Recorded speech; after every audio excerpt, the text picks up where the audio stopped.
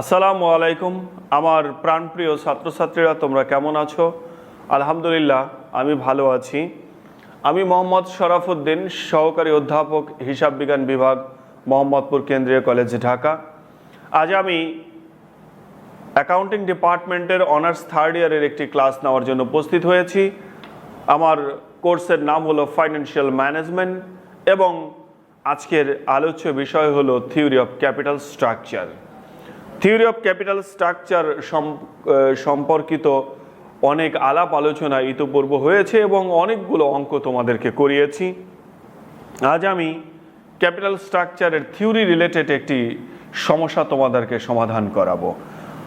আমি অঙ্কটি পড়ছি। Lipton trading companies earnings before interest and taxes EBIT টাকা 4 লাখ। লিপটন ট্রেডিং কোম্পানির ইবিআইটি আছে 4 লাখ টাকা। The equity capitalization rate KE is 12%. এবং এই লিপটন ট্রেডিং কোম্পানির কস্ট অফ ইকুইটি বা ইকুইটির পেছনে ব্যয় হলো 12%.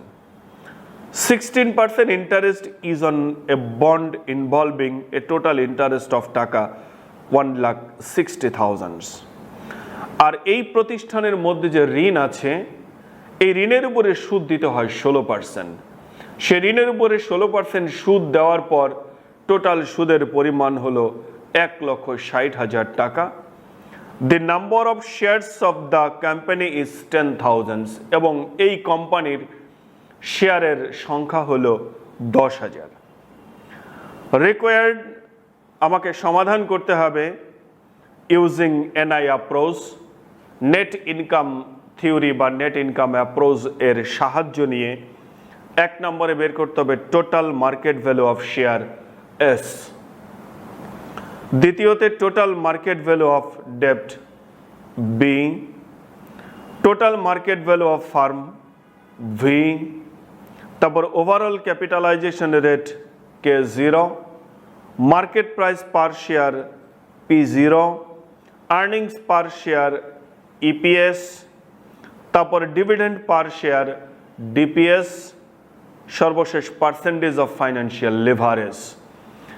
এই লিপটন ট্রেডিং কোম্পানির এই তথ্যগুলা ব্যবহার করে আমাকে এই 8টি সমস্যার সমাধান করে দিতে হবে। অনেক সহজ অঙ্ক, খুব মনোযোগ সহকারে তোমরা একটু দেখো, ইনশাআল্লাহ তোমরা এই অঙ্ক সমাধান করতে পারবা বলে আমি দৃঢ়ভাবে বিশ্বাস করি। আমি অঙ্কটি করার জন্য ছোট্ট একটি টেবিল তৈরি করে নেব। আগে দেখো, টাকার কলাম একটি দিয়ে যে টেবিলটি করব, টেবিলটি খুবই ছোট হবে। আমরা প্রথমে লিখব ইবিআইটি। আমার ইবিআইটি দেওয়া আছে লিপটন ট্রেডিং কোম্পানির। ইবিআইটি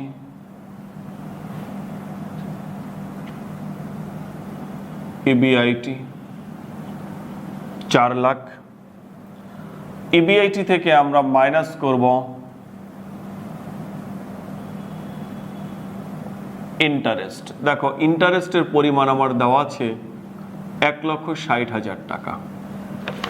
তো 4 লাখ থেকে যদি 1,60,000 টাকা বিয়োগ দেই, তাহলে 2,40,000 যেটা বেরোলো তার নাম হলো নেট ইনকাম, এনআই। এটা আমরা একটু বের করে নিলাম, নেট ইনকামের পরিমাণটা দেওয়া ছিল না। এবার আমরা একটু দেখবো আর কি কি জিনিস দেওয়া আছে। কেই দেওয়া আছে cost of equity 12%। Interest rate দেওয়া ছিল, তো ইন্টারেস্ট রেটটাকে বলবো কেডি, এটি হলো 16%। আর আমার ইন্টারেস্টের পরিমাণ দেওয়া আছে 1,60,000 টাকা। এখন আমরা একটা একটা করে রিকোয়ারমেন্টস সমাধান করব। দেখো, প্রথমে বের করতে বলছে total market value of share. Requirements number 1, market value বা total market value of shares S দ্বারা প্রকাশ করব। এটি বের করার সূত্রটা হলো NI ভাগ KE। দেখো NI আমার বের করা আছে অঙ্কের মধ্যে 2,40,000 আর KE এই যে আমার দেওয়া আছে 0.12। তাহলে 2,40,000কে 0.12 দ্বারা ভাগ করলে 20 লক্ষ টাকা। এবার দ্বিতীয় নম্বরে আমার বের করতে হবে টোটাল মার্কেট ভ্যালু অফ ডেপ্ট। টোটাল মার্কেট ভ্যালু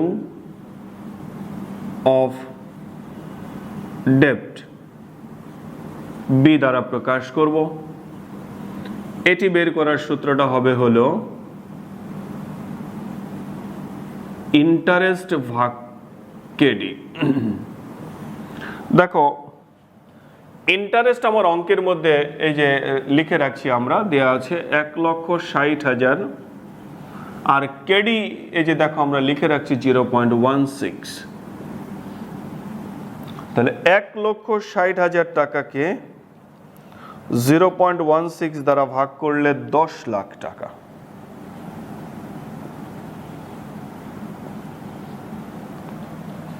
তৃতীয় নম্বর রিকোয়ারমেন্টসে আমাদের বের করতে হবে হলো total market value of farm বা ফার্মের ভ্যালুটা বের করতে হবে। ভ্যালু অফ ফার্ম এটাকে ভি দ্বারা প্রকাশ করা হয়। এই ভি বের করার সূত্রটা হলো S plus B. S for এই যে দেখো market value of share, S এর মান বের করে রেখেছি 20 লক্ষ টাকা আর বি এর মানটা এখানে মার্কেট ভ্যালু অফ ডেপ্ট দেওয়া আছে 10 লাখ টাকা। তাহলে 20 লাখ আর 10 লাখ যোগ দিলে 30 লক্ষ টাকা। আমরা থার্ড রিকোয়ারমেন্টসটাও বের করে নিলাম। এবার চতুর্থ নম্বরে আমাদেরকে বের করতে হবে হলো overall capitalization rate. Overall capitalization rate K0। দেখো ওভারঅল ক্যাপিটালাইজেশন রেট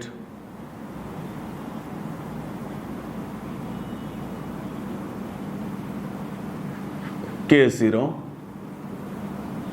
এটি বের করার সূত্রটা হলো EBIT ভাগ ভি। দেখো EBIT আমার অঙ্কের মধ্যে দেওয়া আছে 4 লাখ টাকা। ভি আমরা ইতিপূর্বে বের করেছি 3 নম্বর রিকোয়ারমেন্টসে 30 লাখ টাকা। তাহলে দেখো 4 লাখ টাকাকে যদি 30 লাখ দিয়ে ভাগ করে দেই 0.1333।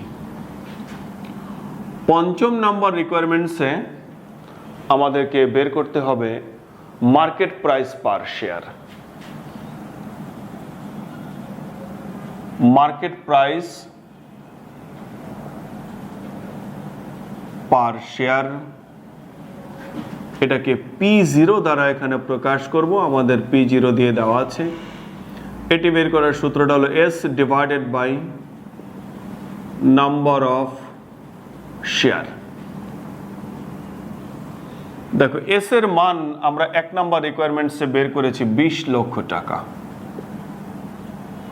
নাম্বার অফ শেয়ার আমার অঙ্কে দেওয়া আছে, এটা আমার লেখা হয়নি, একটু লিখে নেই। নাম্বার অফ শেয়ার 10,000 শেয়ার আমার অঙ্কে দেওয়া ছিল। আমরা একটু এখানে একটু লিখে রাখি নাম্বার অফ শেয়ার 10,000। দেখো এই নাম্বার অফ শেয়ারটা আমার 10,000, তো 20 লাখ টাকারে যদি 10,000 দিয়ে ভাগ করে দেই,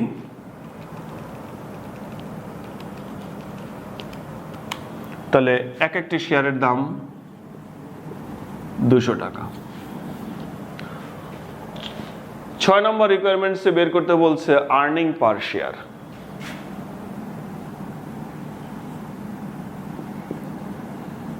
আর্নিং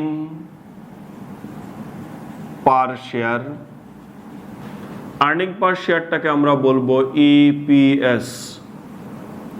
এই ইপিএস বের করার সূত্রটা হলো নেট ইনকাম বা NI divided by number of share. Net income আমার অঙ্কের মধ্যে আমরা শুরুতে বের করে রেখেছি 2,40,000, আর নাম্বার অফ শেয়ার আমার অঙ্কে 10,000 দেওয়া আছে। তাহলে দেখো 2,40,000কে যদি 10,000 দিয়ে ভাগ করে দেই, তাহলে 24 টাকা বেরোবে। 7ম নাম্বার রিকোয়ারমেন্টসে আমাদের কাছ থেকে জানতে চেয়েছে ডিভিডেন্ড পার শেয়ার।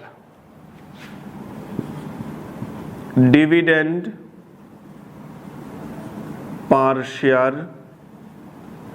যেটাকে বলবো ডিপিএস, এটি বের করার সূত্রটা হলো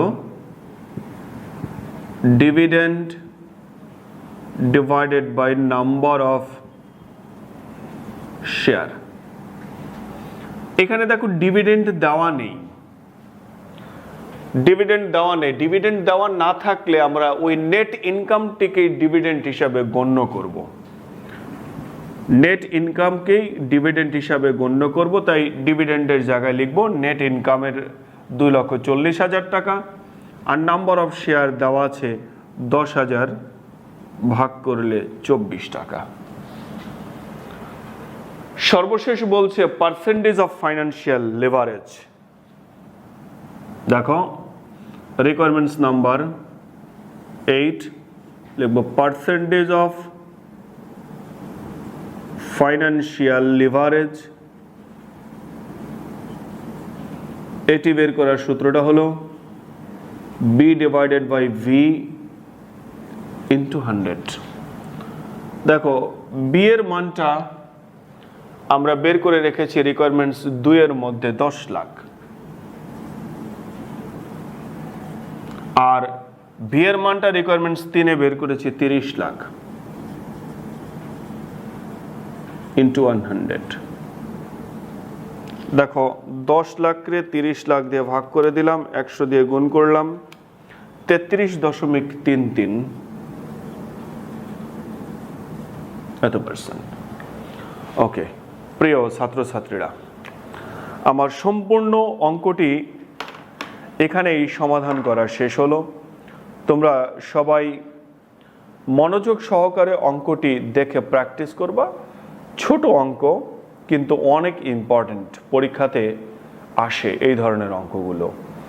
তাই তোমরা খুব অ্যাটেন্টিভলি এই অঙ্কটি দেখে প্র্যাকটিস করবা, এটি তোমাদের কাছে আমার বিশেষ অনুরোধ। তারপরে যদি কোনো সমস্যা থাকে তোমরা আমাকে জানাবে। আগামী ক্লাসে আবার নতুন কোনো সমস্যা নিয়ে তোমাদের সম্মুখে হাজির হব। সে পর্যন্ত সবাই ভালো থেকো, নিরাপদে থেকো। আল্লাহ হাফেজ।